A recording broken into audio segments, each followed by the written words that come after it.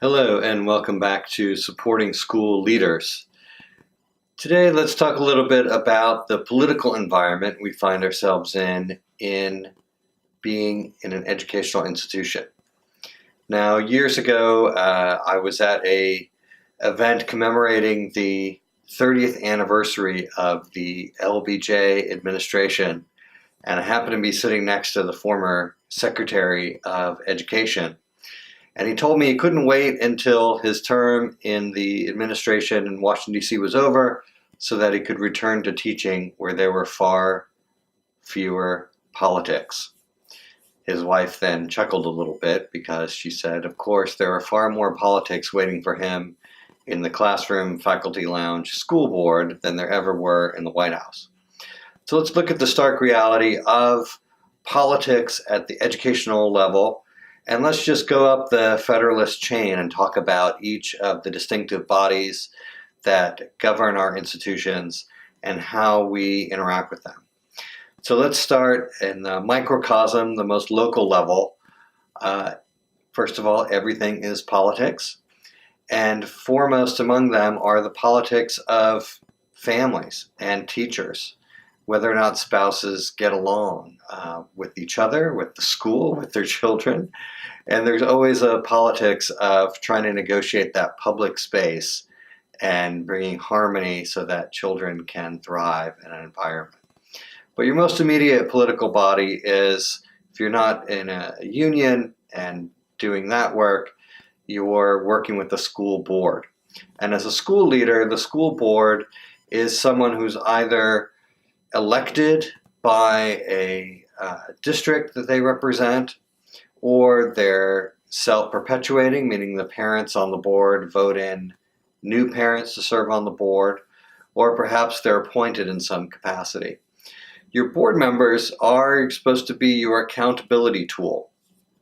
They are the one who are looking after your budgets, the fiduciary responsibility of the legal decisions that you have to make, and you really want to lean on your board to make sure they put themselves out there to do the work that they were supposed to do, so that you really get that integrity that comes with scrutiny that we have all come to expect from the public sector. If you're in a private school board, often boards will help you with your fundraising.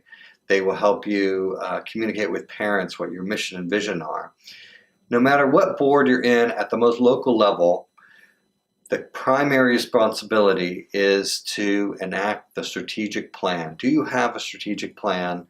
Can your board members give it in what we call the elevator speech? Can they give it in 15 seconds, 30 seconds?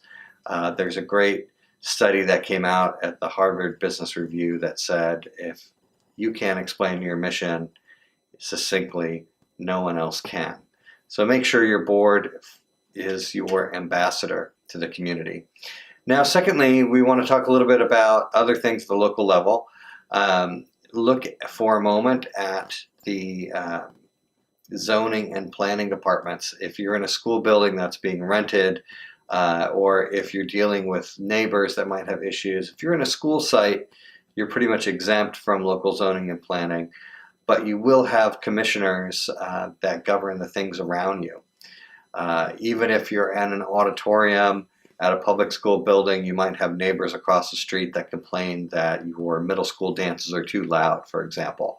And you might have to look at the local requirements around that.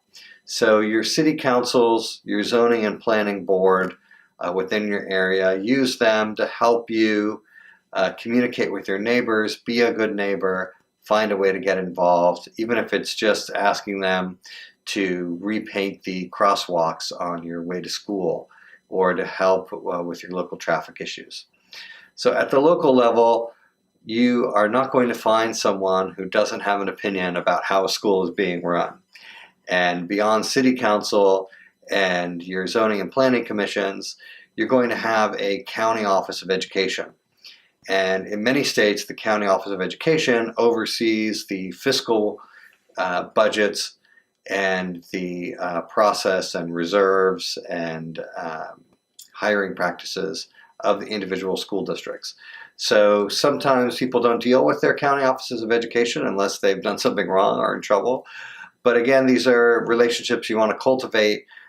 County Board of Education is often elected separately and by district.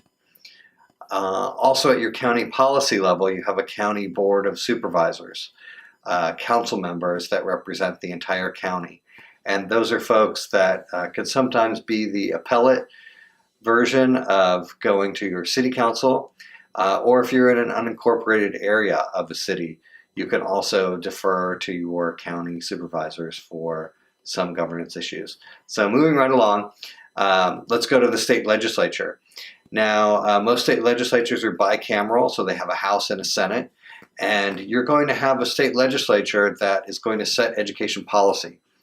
Now, at the most local level, your assemblyman or assemblywoman is going to be someone who has an office in your district and works at the Capitol to craft legislation that's going to set the budget, the policy requirements, and probably determine how much support you're getting in whatever laws are being devolved down from the federal government.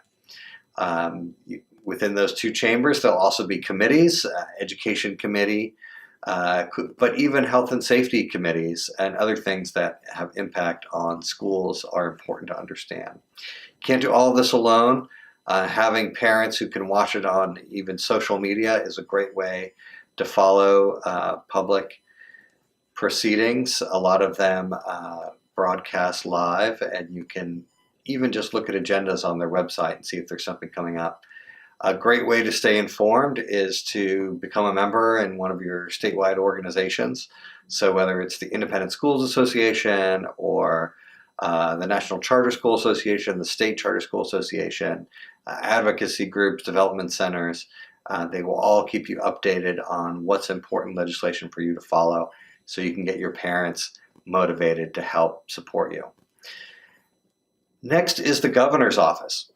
And in some states, they have elected state superintendents of school, but really the power to determine a lot of the outcomes within your school climate at the state level are going to come from the governor. And in many states, the governor even has line item veto power. And that means if the governor does not like something about an education bill, they can take a pen and draw a line through it and veto it. And depending on whether or not the legislature can override that veto, you may be stuck with that for some time. So there are a lot of instances of governors at the last moment, even after legislation has been passed, doing something for or against educational settings and determining the fate of many a school district or charter school.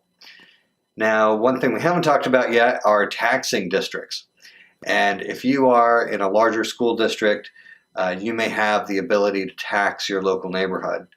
Sometimes high schools tax their own districts separately from local schools, just like you'd have a fire department tax. That all gets added to your parcel, to your property tax.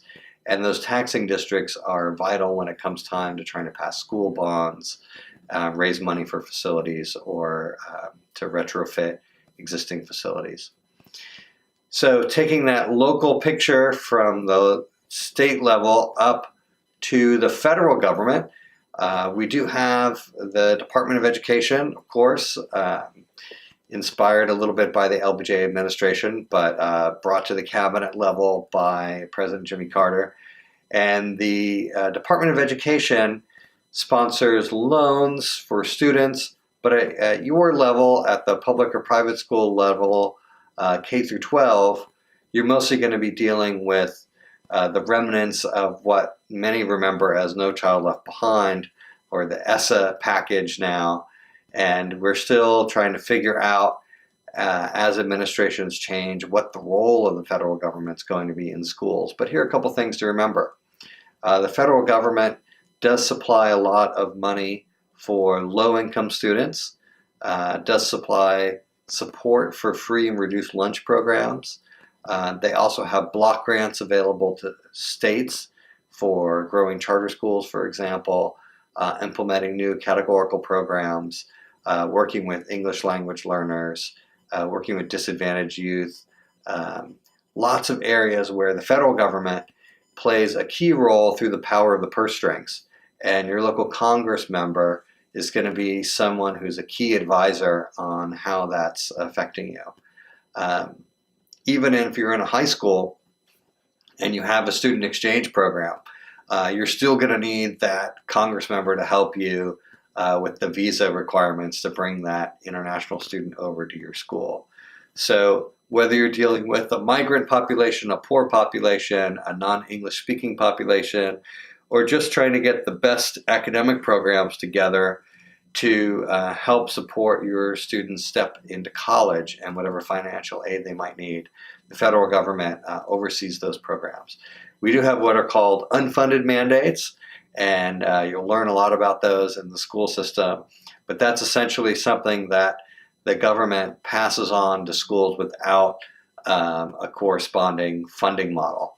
For example, you may be required to provide transportation to students without transportation dollars coming from the state or the federal government. So these are just some of the political bodies that you need to know and understand. And in a way, as a school leader, you have to be a little bit of a government instructor. You have to tell your constituents at the local level, your parent body, even in your teachers' parent meetings, a little bit about how the local political structure affects the success of your school. There's no denying it. There's no running from it. There's no proper way to deal with politics in an educational setting except simply to embrace it, make it a part of your culture. And indeed, these are lessons for life. The students will learn from you about how to engage in their world. And that's something we want for every school leader. So follow this station and subscribe to it if you can, like it down below, and we'll give you another installment soon in supporting school leaders. Thank you very much.